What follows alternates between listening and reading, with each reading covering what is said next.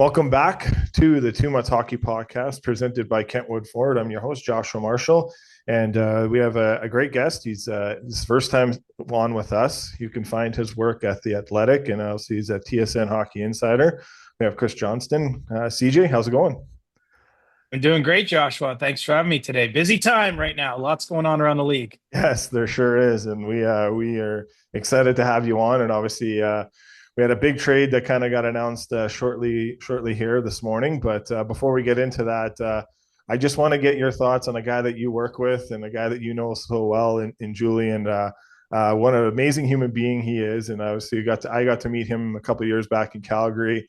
Obviously, he moved on to Ottawa, but he welcomed me in with open arms. Was really nice, really respectful, and always came at the intermissions to kind of give us his thoughts and ask our thoughts of the period. But talk about Jules and what kind of guy that guy is, if you can. Well, yeah, it doesn't surprise me to hear at all that he's someone that you found pretty welcoming during your time in Calgary there.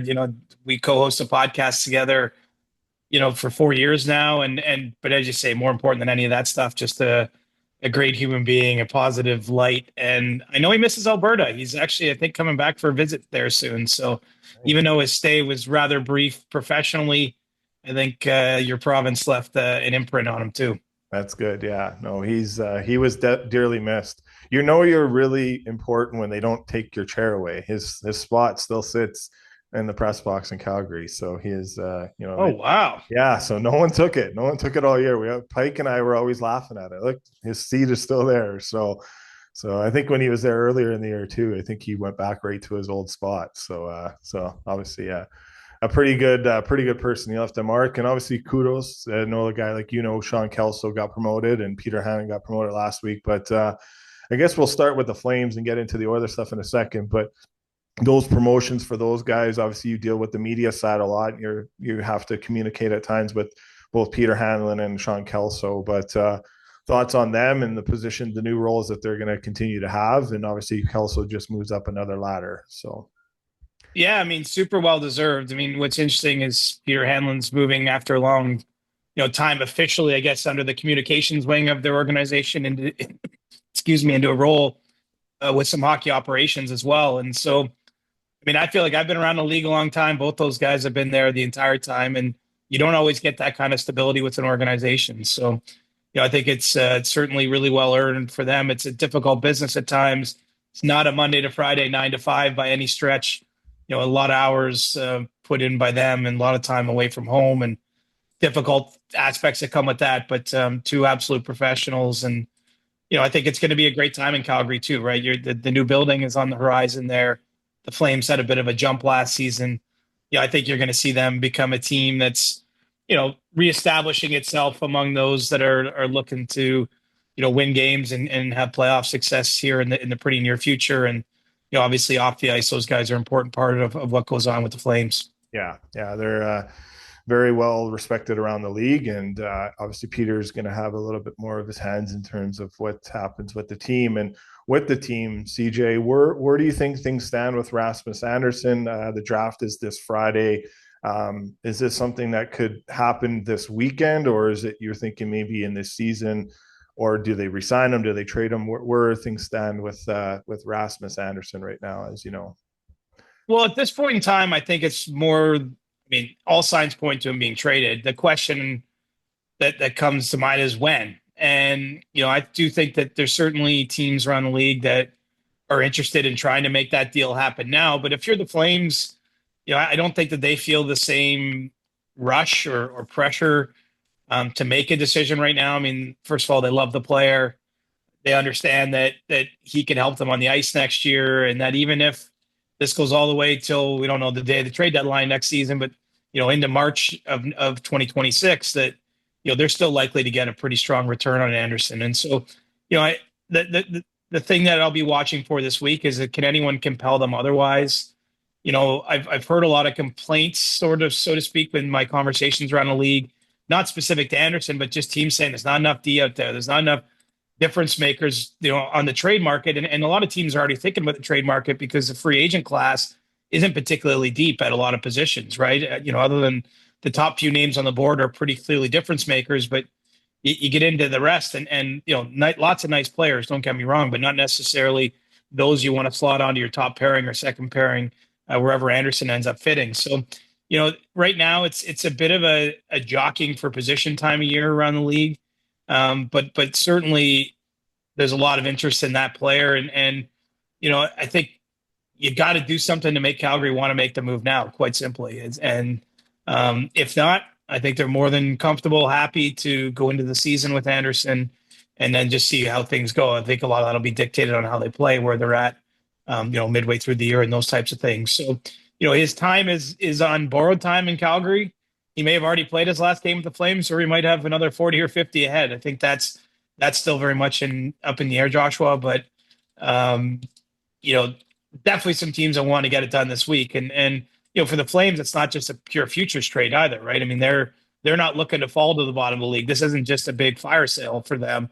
And that's the other complicating factor is, sometimes we're basically a lot of what we're probably going to talk about today when we're talking about trades is teams looking to actually make hockey type of deals. And those are obviously a little more complex than just here's a pick or a couple picks and a prospect for your player. Yeah. With them having a lot of cap space, do you anticipate them to not maybe just spend to the cap, but spend a little bit more than what they did last year in terms of being a little bit more competitive too? I certainly think they're open to it. This is going to be a hard year for anyone buying. I mean, because the cap jumping league wide means everybody wants to get paid more, right? Like that's Mitch Marner at the top of the trade board when he goes into UFA discussions, but it's also fourth liners and depth players are looking for a little bit more, and so I think that the key for the Flames will be spending smart and not just spending just to spend. So I don't know that it's about having a certain number in mind where they have to be, but certainly I think clearly they want to be taking steps forward as an organization, want to be putting themselves back in that playoff picture. Certainly, if not this year, I would say the year after this coming season is where they're going to want to be very much in that mix. And so, to do that, they're going to have to be willing to spend on players. And so, I don't see them, cutting corners or being cheap or anything, but also, overpaying a fourth liner doesn't necessarily accomplish much. Yeah, you get closer to the cap ceiling and you can say, hey, we spent 92 million this year. But I think that's the task right now for their front office. And quite honestly, it's one that a lot of teams are wrestling with because so many teams out there have tons of cap space and they don't have enough players to spend it on. And that's why I'm hoping it will be a pretty active trade market, because, I do think a lot of teams are already realizing if you want to improve at center or right defense, I mean, other than a couple players on the free agent board, I mean, you're going to have to do that via trade. Yeah. Very well said. And I was wondering, last one on the Flames, we'll move on to the Oilers, but where do you think things stand with Dan Vladar? And does, the last time maybe contract talks happen with them, I don't know when, but do you still think there's an appetite to bring him back? Or are we looking at seeing Vladar probably test free agency come July 1st? When you get this close, I'd say he's probably more likely than not to test free agency, but it does seem as though there's at least an open door there. There have been discussions. And so, this is one of those ones that can kind of go either way, I would say. But, there's so few free agent goaltenders at all this year that someone like Vladar probably, it might sound kind of crazy because really we're talking about a number two goaltender in the league. We're not talking about someone I expect to rise to be a number one at any point. I think he's kind of established where he is.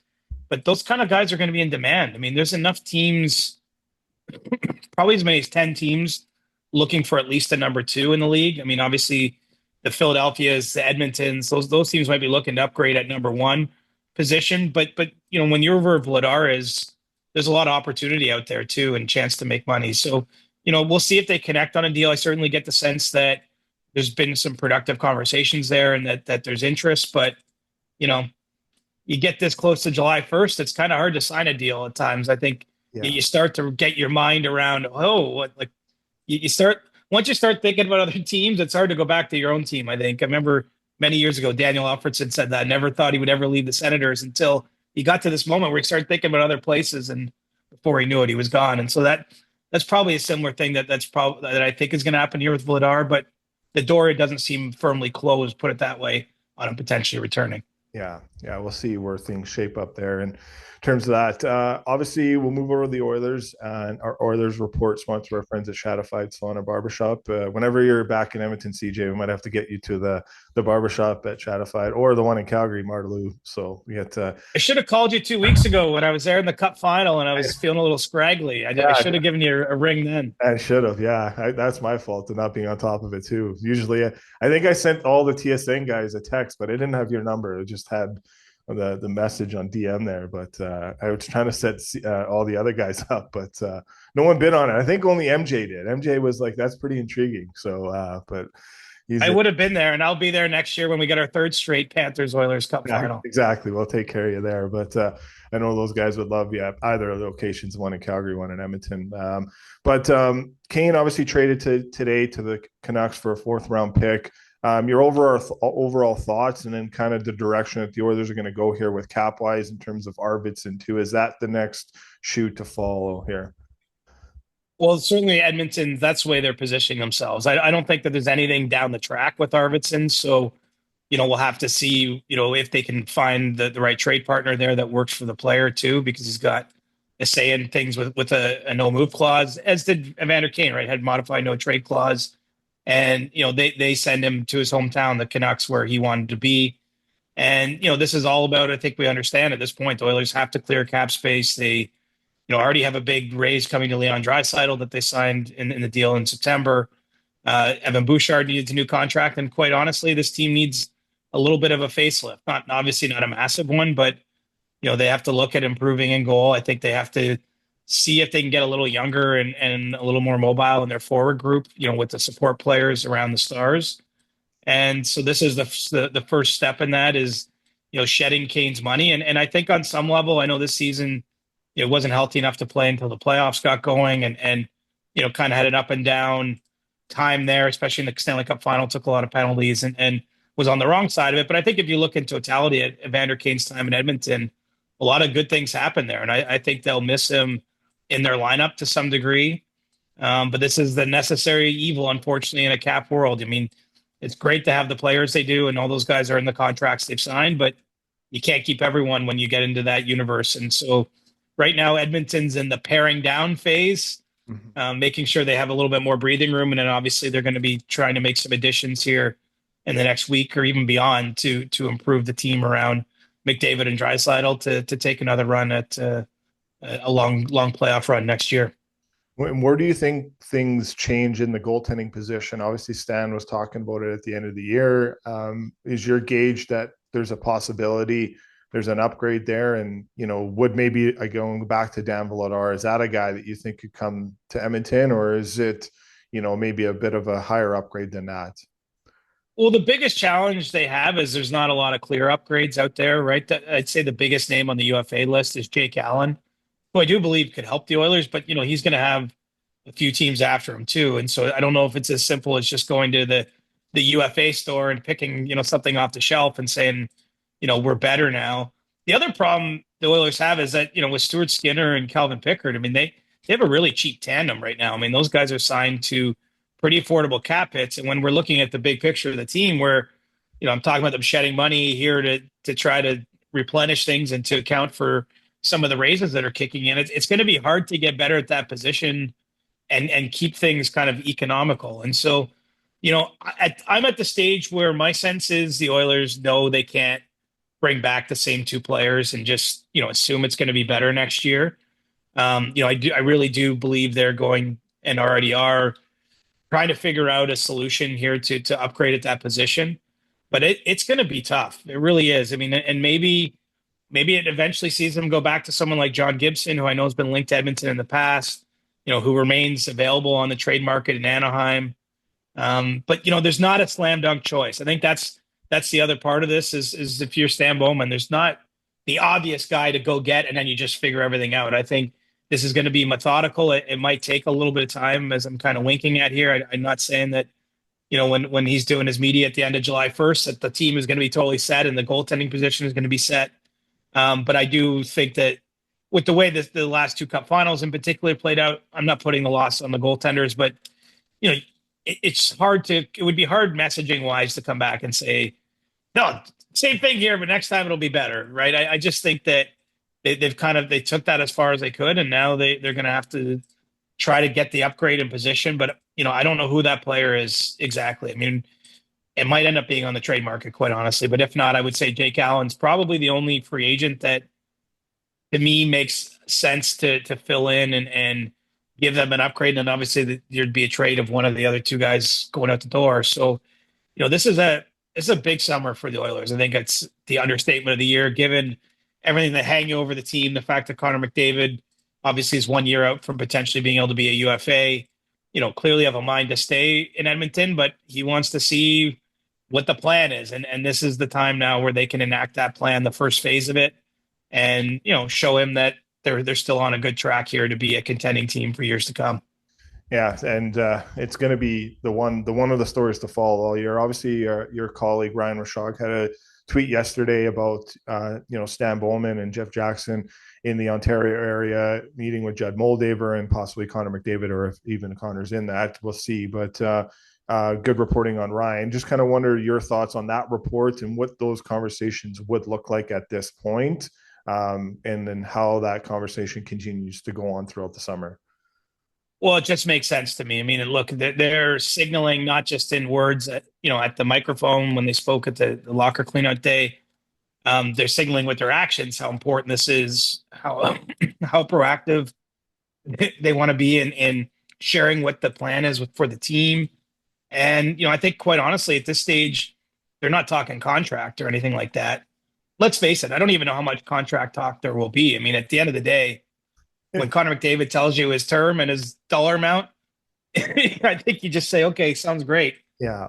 We'll draft up the language and we'll see you in 20 minutes. But I think at this point, it's all about sharing the vision for the team, talking about areas of upgrade, looking at probably even just not just this coming season, but the plans as things roll out. I mean, most teams internally are making plans for 2 and 3 years ahead of time.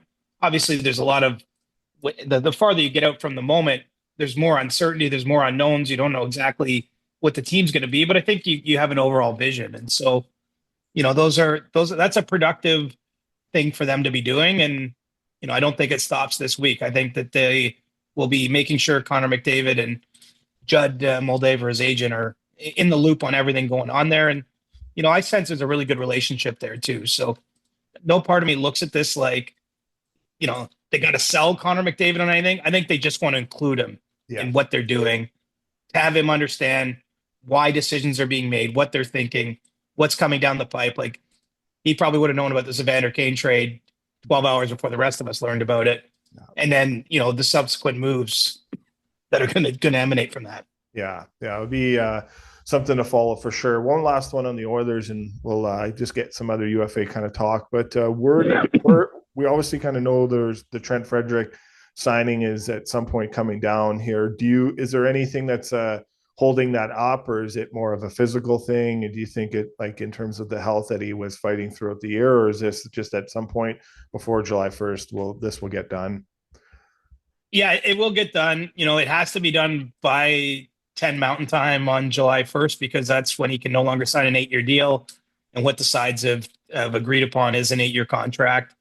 I think that initially there was some, final sort of discussions that had to be had, some structure related contractual matters. Now I just think, if you're the Oilers and you are dealing with all these moving pieces, there's always obviously the possibility of an offer sheet.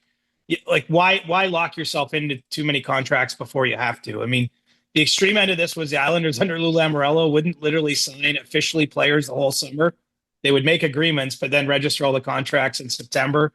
I don't think the Oilers are going to those lengths here. And as I mentioned, they can't do it for July 1st, but they're trying to get Evan Bouchard, preferably from their end of things, signed by July 1st, just to remove any sort of possibility of offer sheets again. Obviously, a little bit of a sensitive topic, I'm sure, in that front office with the way everything went down with Broberg and Holloway last summer. So I think it's just about flexibility, but I don't think anything's hit a snag. I haven't have any reason to believe that this is off kilter. I think it's just basically a procedural matter at this point, and at some point here in the next 5 or 6 days, that will be officially registered with the league and announced. Yeah, it would be good for Trent, and and obviously his family. And then I think he'll, obviously replace that Kane element to the team. That Kane's gone, and I think a lot of people saw that happening there. CJ, I'm a big Leaf fan, so I'm probably a super fan like Paul Bissonnette.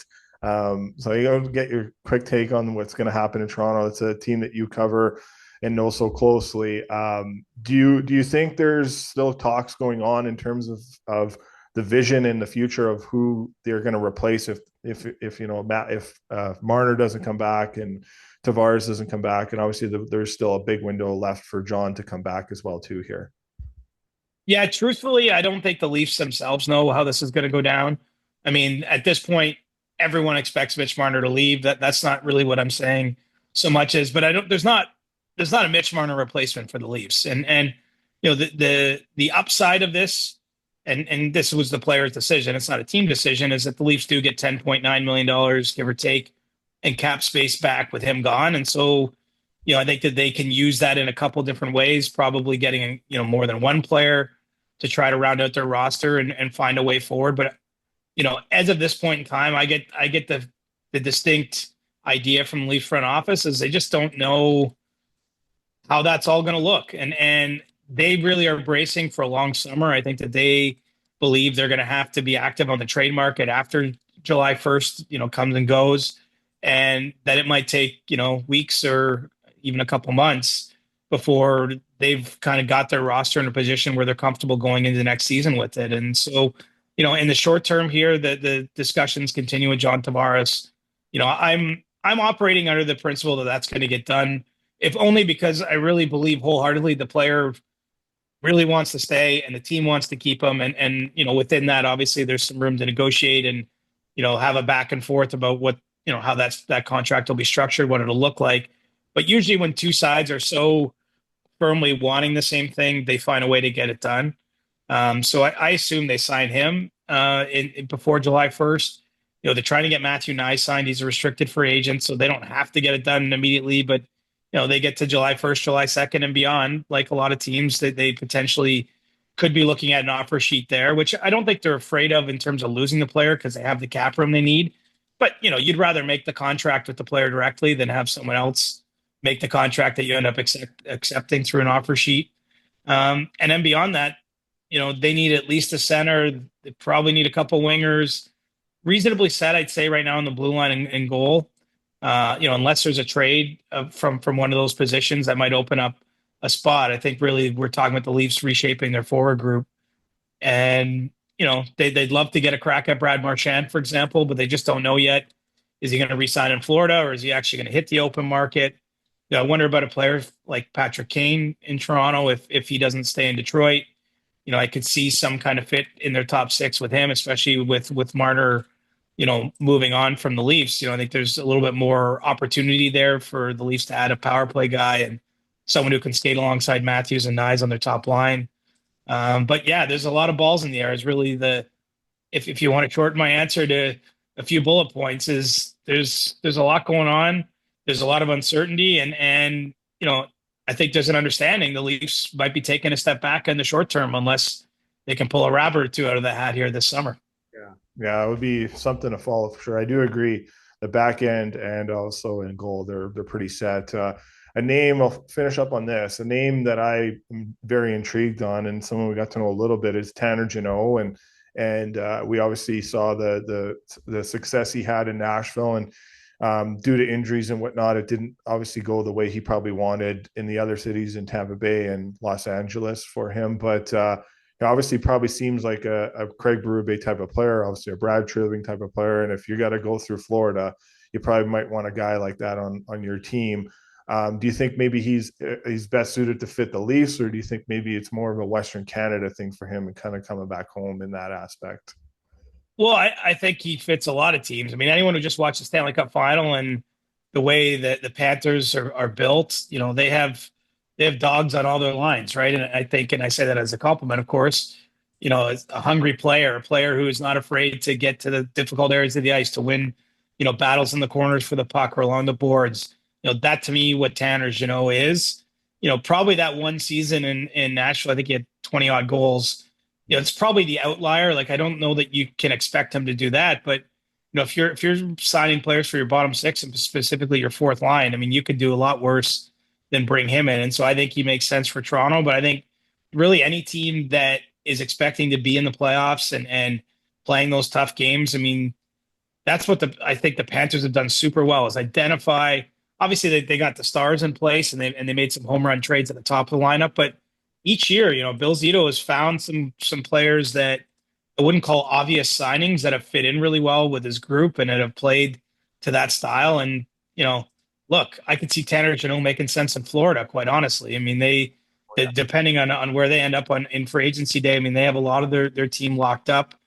But if they have the cap space, I think that's the sort of guy they'd be going after. So, I think hungry players and those that can, obviously, fights and things like that. I don't mean just fighters though. I just think players that can play in that style and rise up to a bigger game, are going to have more value than ever. And so, I don't have a beat on exactly where he's going, but I can say with certainty that the teams in both conferences would love to get their hands on him, especially if the price point is affordable and where he's in line for, as a kind of 10 goal guy who plays in your bottom six. Well, CJ, it was awesome having you on for the first time here, and we'll be looking forward to your tweets and seeing you on the coverage on TSN and TSN.ca, and also I guess not TSN.ca, it would be the Athletic, but looking forward to kind of your articles. I know a few of our co-hosts really enjoy the work that you do, and you are one of the best in the business, if not the best, when it comes to what you have to do. So, thanks for taking the time with us today. It means a lot. So. Oh man, kind words. And honestly, time flew by. It was a lot of fun and look forward to chatting to you again. I hope we get a fantastic next, 5-6 days of action because I love nothing more than this time of year, all the transactions and seeing what's going on. Yeah, it's you got the notifications pinned and the as soon as something happens, it goes right to your phone. So I know I do. And so I think a lot of other people just do too. So and again, thanks for everything. And if we don't chat before the summer ends, hopefully you have a good summer, but maybe we'll try to get you back on again sometime here. So thanks a lot. Same to you, Joshua. Thanks, pal.